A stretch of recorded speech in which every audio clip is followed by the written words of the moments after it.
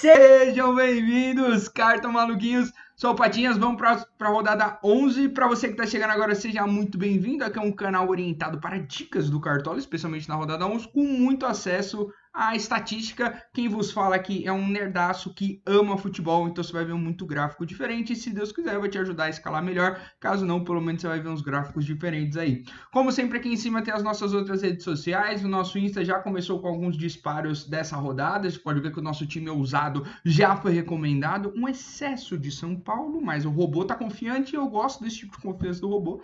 E no nosso Telegram, onde você consegue acesso, senha e usuário de graça para você poder navegar por esse site, poder fazer todas as suas variações e consultas de gráficos 100% grátis. Então aqui no nosso Telegram a gente está começando essa semana com um tipo de post diferente, que é o que a gente está chamando de dossiê do confronto. Basicamente a gente mostra quem foram os melhores participantes daquele time nos últimos 6 jogos. Então você está vendo o Galo aí, quem foi tipo o melhor atacante no último jogo? Foi o Sacha, depois Sacha, Hulk, para você tentar, se tiver na dúvida em quem escolher ali na posição.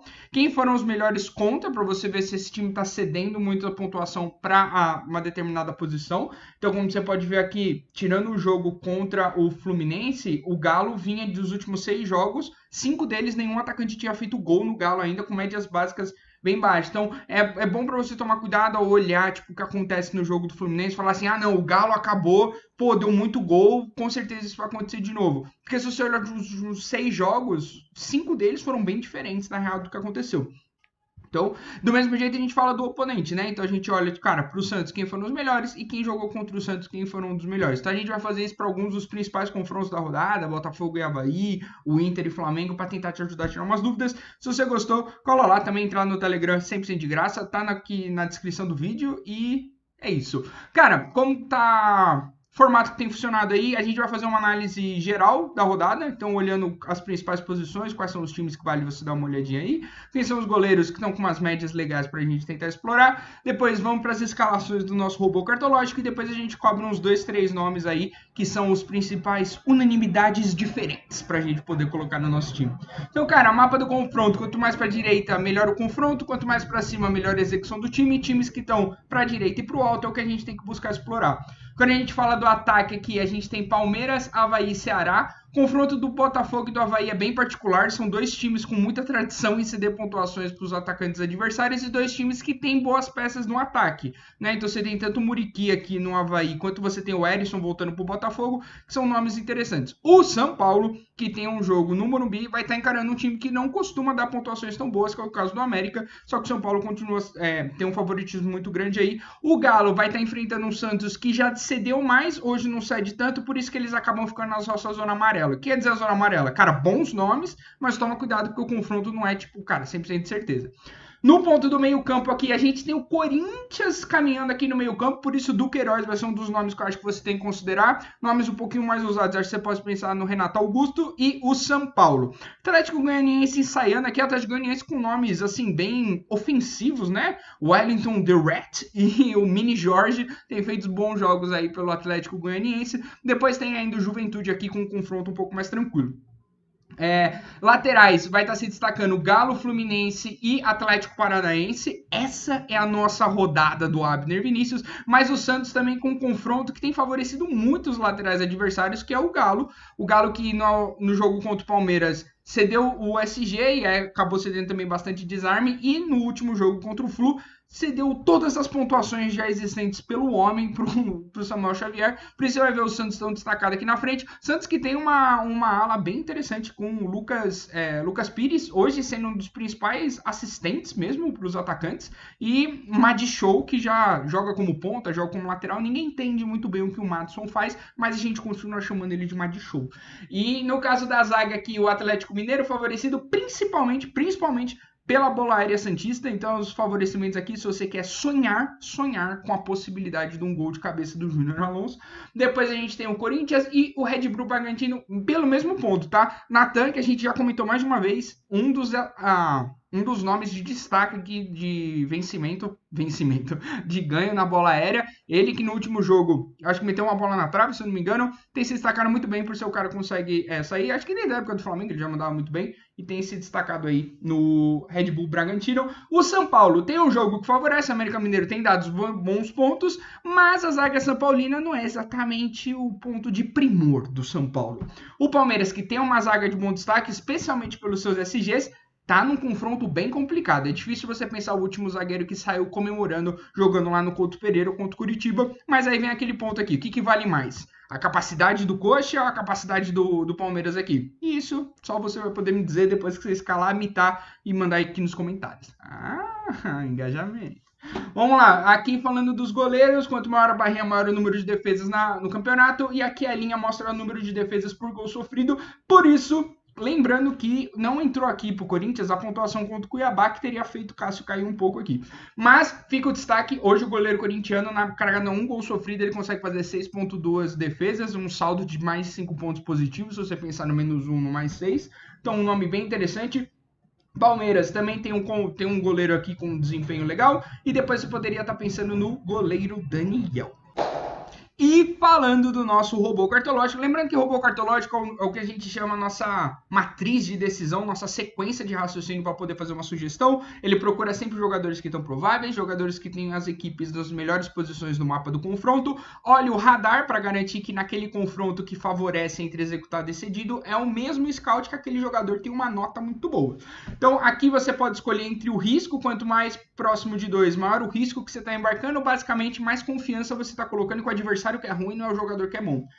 Eu sempre costumo colocar 1,5, aqui você tem total liberdade de fazer. Se a gente colocasse mais próximo de 0, você vai ver que vai começar a priorizar jogadores que têm uma média natural melhor. Léo Batistão, Igor Paixão e Hulk. Só que quando a gente trabalha aqui com 1,5, na verdade já considera muito mais o confronto, por isso você vai ver Muriqui e Mendonça aparecendo aqui. Então na nossa escalação segura, os nomes que vem Hulk, Muriqui e Mendonça. Esse e-mail eu achei super interessante e eu acho que inclusive eu vou colocar aqui pra gente olhar o relatório e entender um pouco mais do porquê que o robô acabou priorizando esses caras, que foi Rodrigo Nestor, Chico e Zé Rafael. O Zé Rafael eu sei porque eu fui dar uma olhada lá porque ele não falou Scarpa aqui de cara. Mas vamos lá, o Rodrigo Nestor hoje tem excelentes notas, essa bolinha é o que a gente chama de percentil dos scouts, basicamente a gente vai na posição de meio campo, pega todos os meio campos e fala assim, cara, a média de finalização no gol do Nestor tá na frente de quantos por cento dos jogadores? E ele tá na frente de 84%. Ele tá entre os top 16% ali. Quanto mais próximo de 100, melhor esse número. Que mostra que o Nestor é um excelente finalizador em volume de finalização. Porque esse cara é incapaz de acertar o gol. Tô brincando, Nestor, boa. Olhando aqui dos pontos fornecidos, o América Mineiro fornece mais de 60% do que a média do campeonato de gols para meio campo. Por isso que o robô acabou favorecendo tanto, falando, cara, você tem que colocar algum meio campista de São Paulo, porque o América deixa a bola chegar. E favorece também desarmes. Desarmes, cara, não é o forte do Nestor. 69 não é legal, tá? Tipo, você é um pouquinho melhor do que metade dos outros meio-campistas. Mas, com certeza, pensando na referência dele como nota 81 de gols e as notas aqui, principalmente finalização para fora, e isso eu acredito, porque ele chuta bastante para fora. Aqui do Nestor, fica sendo a peça São Paulino. Olhando do lado do Corinthians, favorecimento muito forte para desarmes, finalizações e faltas sofridas. Tudo que está em amarelo é quantos por cento acima da média do campeonato, que é essa linha cinza aqui, o Corinthians cede. Caraca, o Corinthians cede muita coisa acima da média, favorecendo o nosso Chico, que é nota 80 aqui em assistência, nota 98 em faltas sofridas. O Chico que fez bons campeonatos. Eu gosto de destacar bastante aqui o futebol do Chico sempre. Observando a distribuição de pontuação dele, ele não tem feito grandes jogos, tem sempre atuado aqui mais entre 0 e 2, mas já teve 2 ocorrências aqui fazendo entre 5 e 10 e já dando uma mitada, tanto dentro quanto fora de casa. Por isso não tem necessariamente um grande aproveitamento aí para falar entre um ou outro.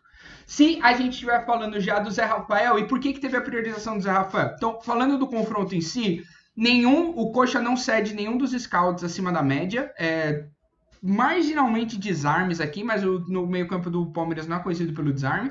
Só que o meio-campo do Palmeiras executa muito bem gols e assistências. Na verdade, tipo, a principal fonte de pontuação positiva. Quando você olha entre ele e o Scarpa, ele tem um destaque maior porque ele ganha na nota de gol. Como o robô pondera, fala, cara, gol vale 8, assistência vale 5, você pega a média de gols do Zé Rafael, a média de assistências do Scarpa, o Zé Rafael acaba saindo na frente, por isso que ele recomendou. Só que se você olhar já a nossa recomendação moderada, que é um ranking, já vem logo em seguida o Gustavo Scarpa, depois Andreas Pereira, Everton Ribeiro. Acho que o que vale destacar aqui é essa dupla de zaga super interessante que é o Murilo e o Natan. Vamos dar uma olhada aqui em como que ficaram os relatórios dos nossos zagueiros moderados.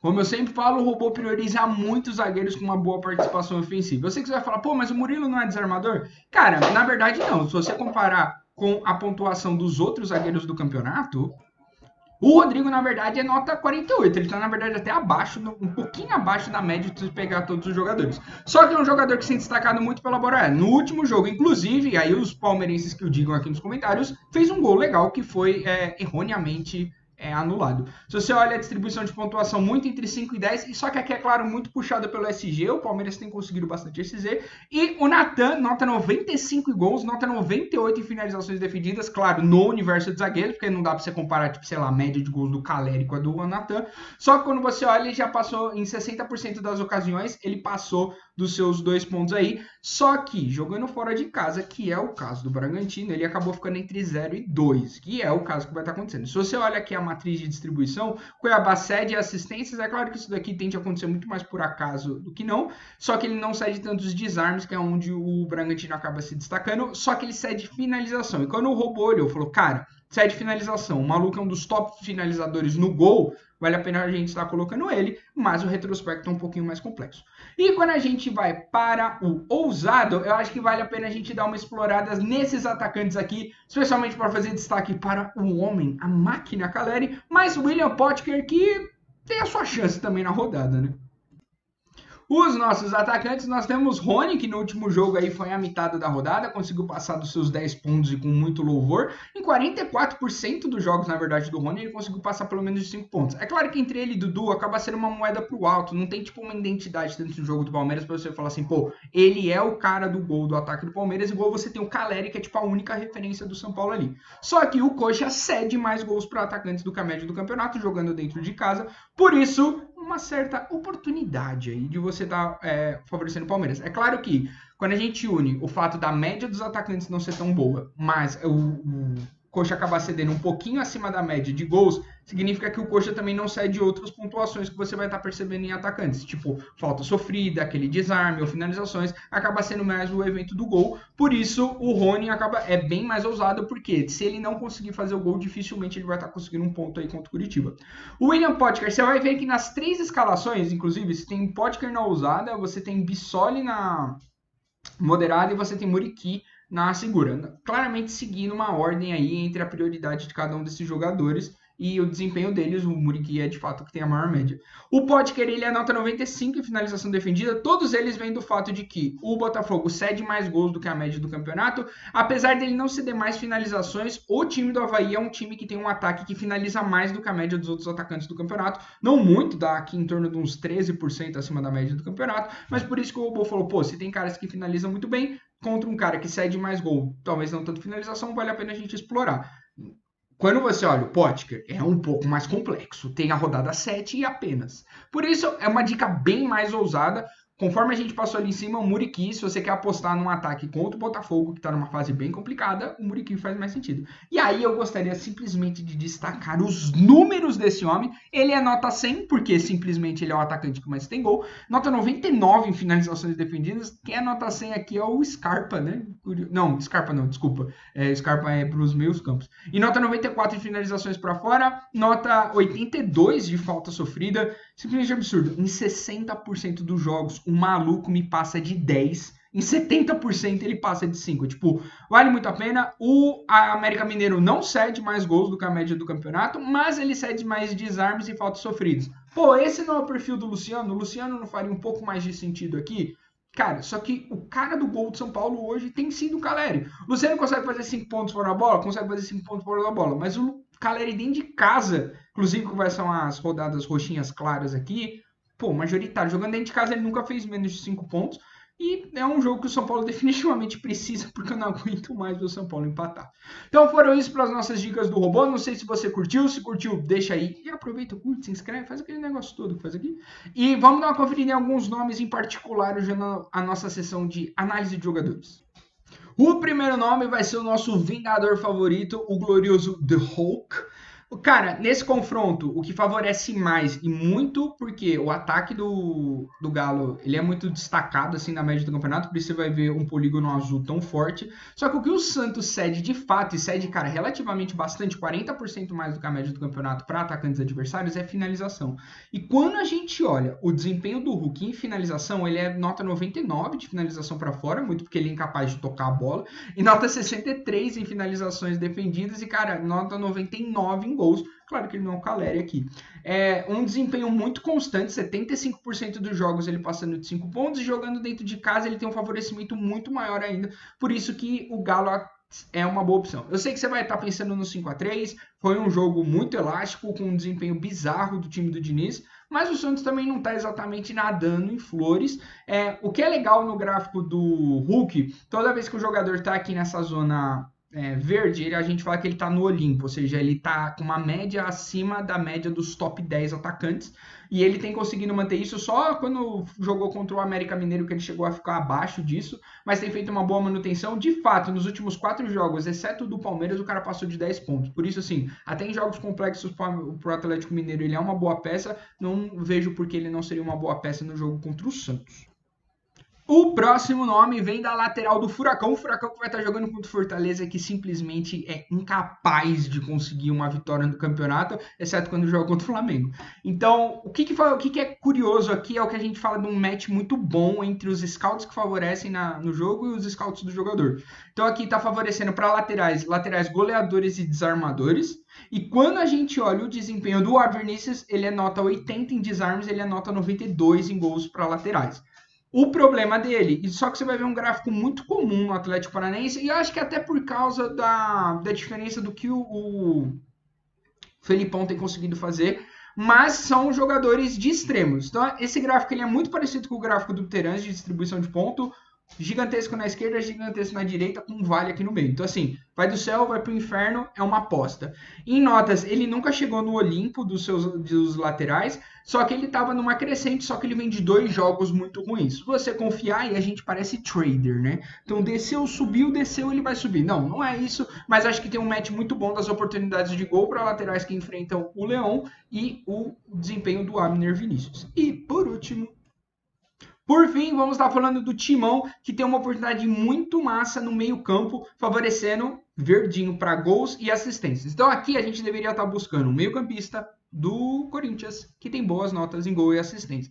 Qual é o problema? Nesse exato momento, isso é por volta de umas 4 da tarde aqui na sexta-feira, se você olhar, tem pouco jogador provável do Corinthians ainda. Não sei se foi um bugzinho do Cartola, se tem alguma coisa rolando. Fato é que a principal peça, e a peça que eu vou estar trazendo aqui, é o Mantuan. Por quê? Se você olhar as notas do Mantuan, ele é nota 83 para assistência e nota 94 para gols. Se ele tivesse, inclusive, como provável, muito provável, inclusive, do robô ter colocado ele nas escalações. Quando a gente olha na trajetória de média, ele é um cara que tem mantido aqui bem regular em torno dos 5. Teve um bom começo naquele super jogo do Corinthians contra o Botafogo, mas não é um cara que atuou aqui de perto no Olimpo. Mas é um cara de extremos. Na rodada 1, na rodada 9, passou dos 10 pontos. Inclusive, recomendamos nessa rodada 9 aí. Só que, como ele não está como provável, a sugestão que eu faria é, coloca ele, e você pode colocar como uma segunda peça, uma peça que já está provável, uma peça legal, que é o Duqueiroz. Duqueiroz é nota 80 em assistências, e é um jogo que favorece meio-campistas assistencialistas, seria um nome legal. Patinhas, quero apostar muito mais em gols. Outro nome que seria o Renato Augusto. O duro do Renato Augusto é que, assim, se você olhar nos últimos jogos, dos últimos 5 jogos, 6 jogos, o Mantuan foi o melhor destaque 2 vezes, o Renato Augusto uma vez só lá na rodada 5, na vitória contra o Bragantino. E, cara, muito porque ele fez o gol, porque a média básica dele aqui tá em 3.1. O que eu gosto do Mantuan? 2.6 e 4 de pontuação básica. Então, se um cara consegue trazer bastante pontuação, Por isso, fica aí o último nome. Espero que vocês tenham gostado. Se curtiram, por favor, se inscreve, comenta, compartilha com a galera aí e acesse as nossas outras redes sociais. Então, como sempre, vai, Cartolinho!